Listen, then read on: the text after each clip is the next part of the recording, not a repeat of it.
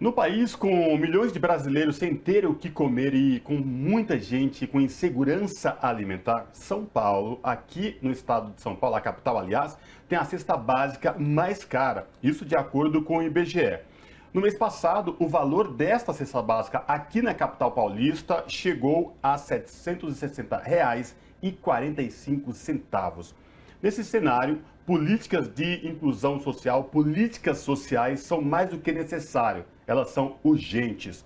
Para falar com a gente sobre essa questão, nós conversamos agora com a Dailza Esposati, que é pesquisadora e professora titular sênior em política social na PUC São Paulo. Boa noite, professora Dailza, prazer falar com a senhora, seja muito bem-vinda, tudo bem? Boa noite, Cosmo, boa noite, Ana Rosa.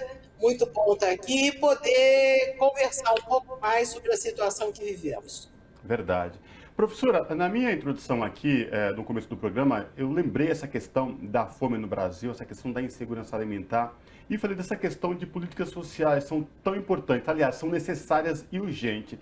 O que está acontecendo, professora? Porque hoje, lá atrás, o Brasil tinha saído do mapa da fome, muitas pessoas conseguiam se alimentar dignamente ao dia, e hoje este exército de famílias brasileiras sem ter o que comer, aliás, com insegurança alimentar. Eu queria que você trouxesse para a gente um panorama desta falta de política social que vem afetando hoje o país.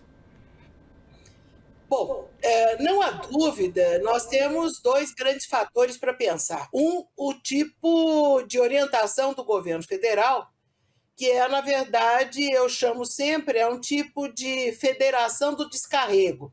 O governo federal manda tudo para o município sem absolutamente estar implicando os recursos efetivos que o município terá, né?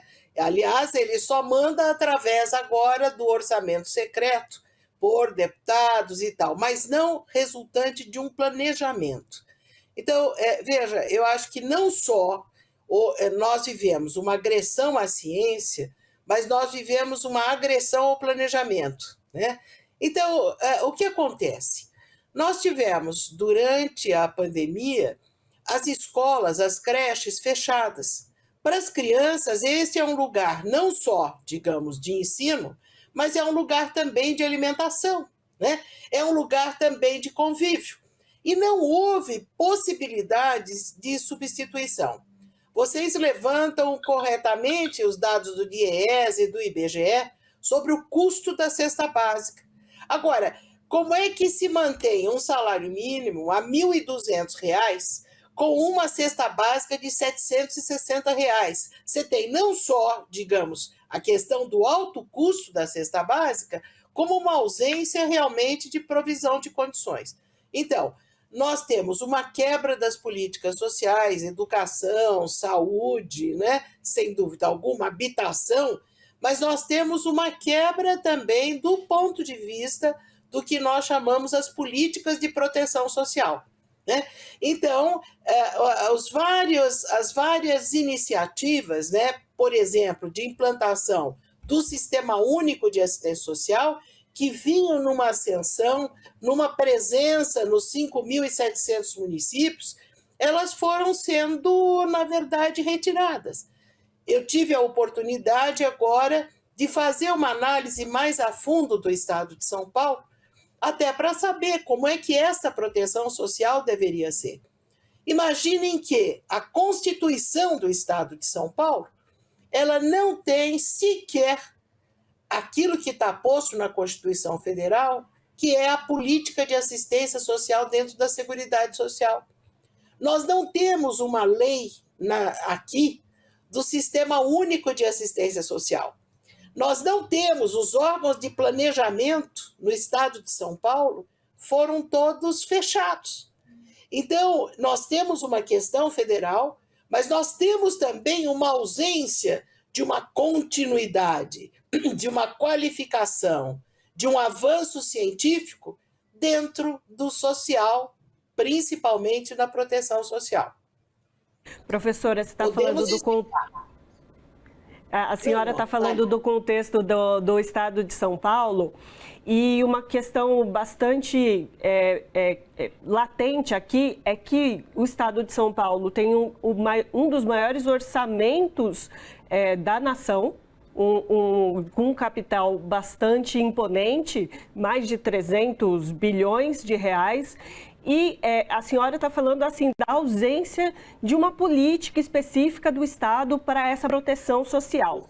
E o que acontece com os pequenos municípios que às vezes não têm uma estrutura robusta para lidar com esses problemas da desigualdade, né, da precariedade da vida da população? O Estado não deveria prover isso a esses municípios, principalmente? Então, claro, sem dúvida alguma. Acho que você toca em questões também muito importantes. O orçamento do Estado de São Paulo, para a gente ter uma referência, é mais de 330 bilhões. A Secretaria de Desenvolvimento Social tem um orçamento de 900 milhões. Não chega a 1 bilhão, sendo que 500 milhões são para a área de segurança alimentar, entre aspas, para o Bom Prato, para o Leve Leite. Quando eu digo são para a área, não quer dizer que tem uma política completa realmente de atenção a todos. E a outra área, que é do conjunto das atenções, dos serviços, dos benefícios, tirando benefícios federais, evidentemente, ela é uma área que está operando 400 milhões de reais. Somente, imagine, 400 milhões para um orçamento de 333 bilhões. Quer dizer, isso é, sei lá, o restolho do restolho, né? E nós somos, veja, no estado, 645 municípios e 521 deles são municípios pequenininhos, até no máximo de 50 mil habitantes, mas muitos não chegam nem a 20 mil. Não são municípios com condições de oferecer uma infraestrutura, por exemplo, para atender idosos, por exemplo, para atender crianças ou pessoas com deficiência. Então, o Estado é responsável por prover condições de atenção, né, a agregações de municípios. E veja, o Centro de Referência de Assistência Social, que ele é básico, nós tivemos agora acompanhando, lendo o plano do candidato Fernando Haddad, e verificamos, e ali está posto, que somente 63% dos municípios contam com centro de referência especializado. Quer dizer, como é que um estado que tem a cesta básica mais cara, que é um dos estados que concentra maior capacidade técnico-científica na América Latina e no Brasil, como é que ele, na verdade, tem essa precarização de resposta? Então, isso é assustador. Como é que a capacidade do Estado ela realmente não se envolve com a precarização das condições de vida das pessoas? Então, eu penso que, voltando à primeira pergunta que você me fez, Cosmo, também esta situação de fome, ela tem a ver, eu já disse isso indiretamente, mas ela tem a ver com essa precarização de cuidados. Não se supre as condições. Os serviços de proteção social, eles estão esvaziados de funcionários, né? Não há um tratamento adequado. Agora, a senhora tocou nesse ponto específico do Estado de São Paulo, dessa questão de política de inclusão, política social, que é tão necessária. A senhora é pesquisadora, a senhora é professora titular em política social da PUC aqui na cidade de São Paulo, e a senhora participou das discussões do programa de governo do candidato ao governo do Estado, Fernando Haddad. O que a senhora pode falar para a gente da importância de participar efetivamente de uma discussão tão importante como essa, que muitos querem deixar de lado, como a senhora trouxe o exemplo aí do orçamento especificamente, né? Porque é nítido, andando na cidade de São Paulo, andando no estado de São Paulo, na Baixada, no interior, de o quanto de política social é importante, se faz necessário e está em falta no estado de São Paulo, professora.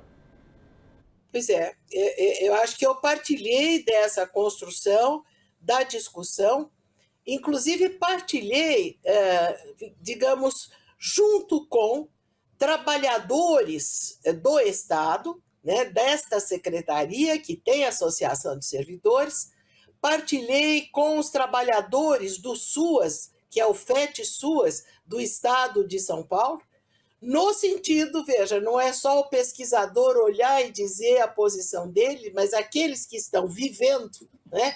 Como é que eles enxergam e o que é que eles estão sentindo concretamente no trabalho, né? Então, por exemplo, existe a questão, o Estado não tem residências inclusivas que fossem atender a população, por exemplo, com deficiência. Quer dizer, então, como é que a gente não tem essa provisão?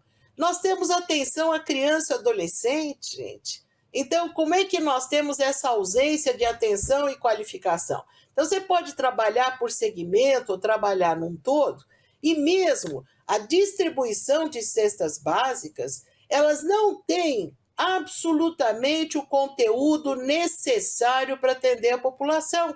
Eu tive a informação de cesta básica com 5 quilos de açúcar e 1 de arroz. E esta mãe que recebia dizia, bom, o que eu faço é, enquanto dura o arroz, eu vou fazer um arroz doce bem docinho para eu dar para as crianças. Então, não é só, digamos, também chegar a uma atenção, mas a qualidade dessa atenção dentro, na verdade, de uma lógica que eu chamo de mitigação. É dizer, para quem menos tem, vamos precarizar mais, certo? Parece que é um horizonte de morte, não um horizonte de dignidade, como diz a Constituição. Então, nós temos que levantar o reconhecimento da dignidade de cada um. Isto me parece extremamente significativo. Tu pensa a esse respeito? A senhora chegou a trocar figurinhas, falar sobre essa questão tão importante, já que a senhora participou das discussões do programa de governo do candidato Fernando Haddad. Qual a visão dele sobre essa questão? Então, olha, nós tivemos não só momentos de discussão, inclusive com a coordenação de campanha, como uma discussão com realmente Fernando Haddad, um grande seminário, né, onde nós fizemos junto com o pessoal da segurança alimentar para poder garantir que também esta questão da atenção, digamos, à fome da população, tivesse não só arremedos, né? E Fernando Haddad foi extremamente, digamos, acolhedor daquilo que dissemos, da importância, por exemplo, de se estruturar essa área. Então, começa o Estado de São Paulo em deixar a área social totalmente sem condições. Então, começa em recuperar realmente essa capacidade de atuação do Estado, né? De ter um outro orçamento que seja digno daquilo que são metas a serem construídas. E mais, acho que essa foi outra discussão muito importante. Nós temos que pensar São Paulo a partir das suas regiões. Nós temos que ter políticas regionais. Nós temos que ter um entrosamento de base entre a unidade de saúde, de educação, de assistência social. Nós não podemos mais ter um Estado que é alienado desse trabalho conjunto, entendeu? Porque a política social na vida, no cotidiano das pessoas, é uma unidade. E a resposta do Estado também tem que ser uma unidade. Não adianta ficar inventando aplicativos, selecionar por algoritmos, mas não responder efetivamente com inteireza e qualidade aquilo que está sendo necessário. Tá certo, então conversamos com a Aldaísa Sposati, que é pesquisadora e professora titular sênior em Política Social pela PUC São Paulo. Professora, muitíssimo obrigado pela sua participação. Muito obrigada, muito obrigada. Muito obrigada. Abraço, professora.